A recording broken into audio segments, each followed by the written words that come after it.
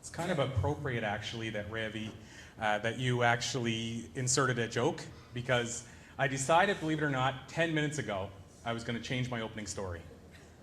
Isn't that death in the speaking world?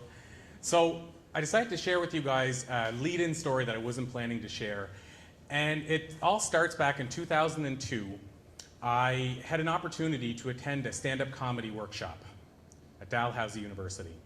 And I had a play in the Fringe Fest, Atlantic Fringe Fest, and one of the actors said, "Corey, there's a chance to perform stand-up comedy and go through a workshop teaching us how to do it. Are you interested?" And I said, "That sounds terrifying. I'm in."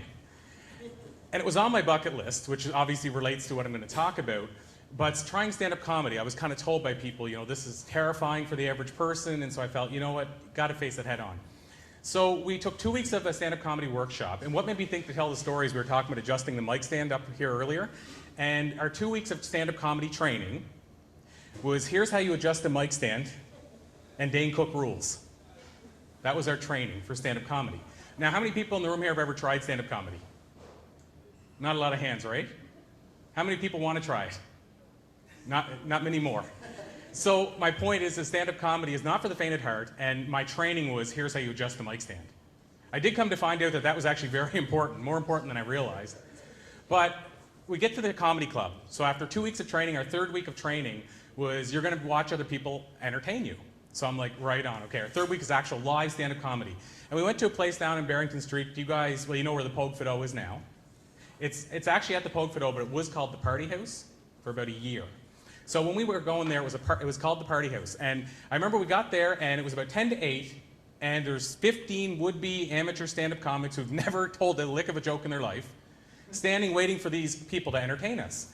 And so about 10 minutes to, we go over to the guy who's gotten us into this mess. His name is Guy, and we said, "Where are the comics?" And he turned to us and said, "You're looking at them." So what we found out at that exact minute is that we were the entertainers. So of course, the logic in me said, "Well, Guy, you said people are going to be entertaining us." He said, "Absolutely. Corey, while you're up on the stage, Bill's going to be getting entertained." So all of a sudden, the new dilemma is who's going up first?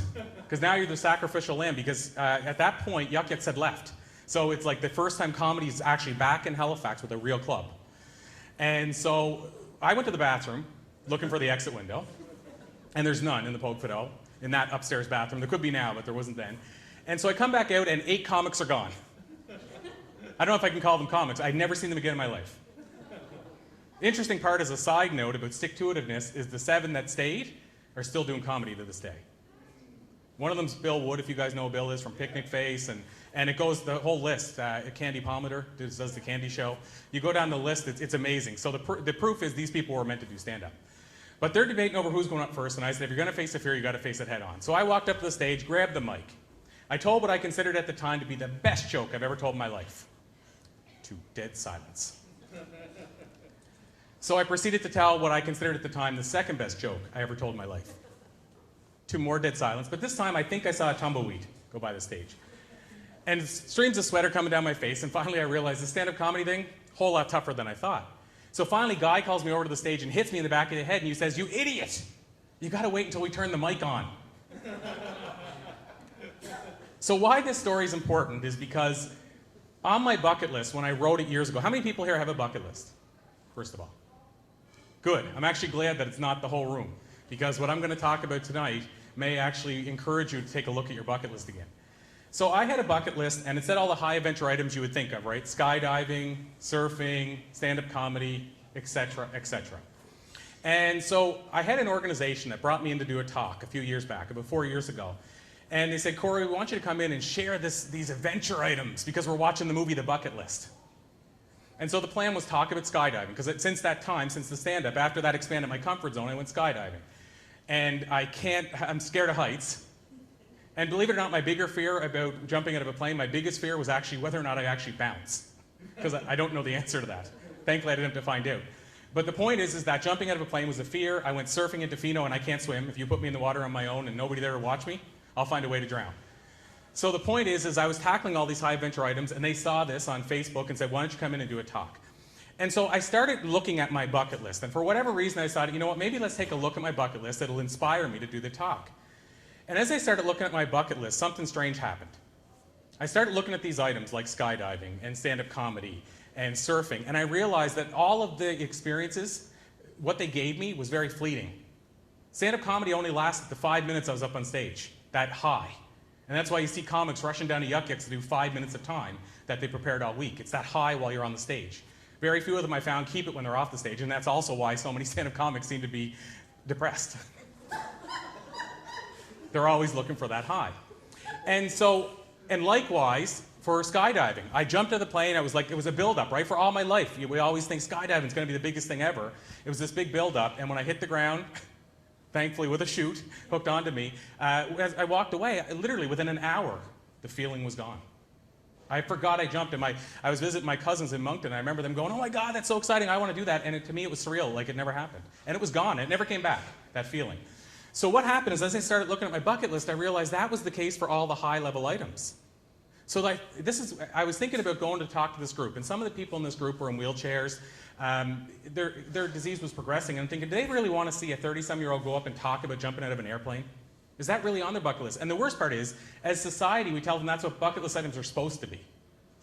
So I started thinking, should I be sharing that with them, in case it's not even really their bucket list items? So I said, why don't I rewrite mine? And as I started rewriting the bucket list items, and there's a reason I'm wearing this hat tonight. My grandfather used to always wear a hat like this. And as I started rewriting the bucket list items, I realized my grandfather had passed away a couple years before, and I would trade that skydiving adventure in a heartbeat to spend one more night with my grandfather playing cards. My friend Lauren took his life on Christmas Eve, the same year my grandfather died. I would take another coffee with Lauren any day of the week over surfing in Tofino. All of a sudden, I started realizing these bucket list items that I set for myself were what society told me. I heard somebody say, were you ever told to go to a certain university? I feel it's the same way. We're told, society tells us to go, you should go to this school, forget that stand-up comedy thing, or clown college. And usually that's where your passion ends, whenever they tell you not to do it and you don't.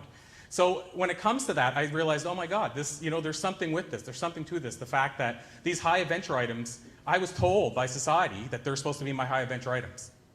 They could actually be for many people, and I'm not trying to dog that, but the point is I realized they weren't for me. So I started rewriting the bucket list item. And the cool part about it is I went and shared the talk, and it went over really well because I talked about living your bucket list. So what I want people in the room to think about is, are you living somebody else's bucket list, or are you living your own? And I thought that was the transformation, just that I realized, oh my God, I'm doing a new talk now that's rearranged itself. But the real transformation came after that. The after that was all of a sudden, when I got a chance to sit down and take this all in, I realized that it changed my perspective on life. All of a sudden, I realized that I wanted to live my life every day like it was my last, based on what I would do on my last day. And so for me, one of those things is I had never told my mother I loved her in my life. Since that day, I can tell you that I tell my mother I love her 99.9% of the time when we hang up, and if we forget, usually one of us texts it. My mother's now into texting. Usually one of us texts it after the fact. The point is, that's something that I'm proud to have on my bucket list, and I rate it high above skydiving. So for me, what was interesting is it changed my perspective on how I live my life. And what I ended up doing is I ended up looking at my life, the way I live it now, is I ended up looking at it like, you know what, I love writing. And if I were writing the book of my life and I closed it on today's page, and something happened to me tomorrow, could I be happy with the book I've already written? And I'm about 5 volumes in, completely happy with everything that's on the page. And I remember I was talking to a guy you might know from around town, Jeff Doyle from Smile Dog. And I interviewed him for our second book, and I remember one of the things that Jeff said to me similar to that really reinforced it, is he said, every day I'm painting a picture. And some days the painting is a Picasso and it's a great picture, and other days it looks like crap, but at least I'm still painting.